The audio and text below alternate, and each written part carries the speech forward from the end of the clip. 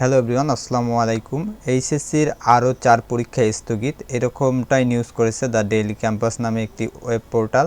এখানে আপনারা যারা 2024 সালে এইচএসসি পরীক্ষার্থীরা তাদের কিন্তু পরীক্ষার আবারও 4টি পরীক্ষা স্থগিত ঘোষণা করা হয়েছে এবং এই 4টি পরীক্ষা কবে নাগাদ হতে পারে সব কিছু নিয়ে বিস্তারিত আলোচনা করব। তো বিস্তারিত আলোচনা করার পূর্বে আপনি যদি আমাদের চ্যানেল নতুন সদস্য হয়ে থাকেন তাহলে অবশ্যই চ্যানেলটিকে সাবস্ক্রাইব করতে ভুলবেন না এবং পাশে থাকা বেল বাটনটি প্রেস করে রাখ। তো আপনারা দেখতে পাচ্ছেন দ্য ডেইলি ক্যাম্পাস নামের একটি ওয়েব পোর্টালে আমি এখন ভিজিট করছি। এখানে এইচএসসির আরও 4 পরীক্ষা স্থগিত ঘোষণা করা হয়েছে।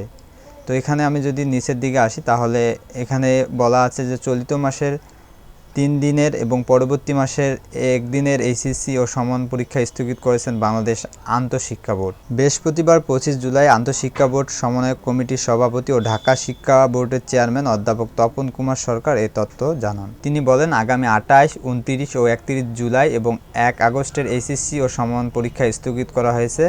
স্থগিত হওয়া সব পরীক্ষা 11 আগস্টের পরে অনুষ্ঠিত হবে। কোটা সংস্কার আন্দোলন চলাকালে উদ্ভূত পরিস্থিতিতে এর আগে 2 দফায় এইচএসসি ও সমমান পরীক্ষা স্থগিত করা হয়েছে। মাধ্যমিক ও উচ্চ মাধ্যমিক শিক্ষা বোর্ড সংবাদ বিজ্ঞপ্তিতে জানায়, অনির্বাচিত কারণবশত আগামী 18 জুলাই অনুষ্ঠিত সব শিক্ষা বোর্ডের ও এইচএসসি ও সমান পরীক্ষা স্থগিত করা হলো। এরপরে বাংলাদেশের আন্তঃশিক্ষা বোর্ড সমন্বয়ক কমিটি 21, 23 ও 25 জুলাইয়ের এইচএসসি ও সমান পরীক্ষা স্থগিত ঘোষণা করে। শিক্ষার্থীদের এই আন্দোলনে এ পর্যন্ত 154 জন প্রাণ হারিয়েছে।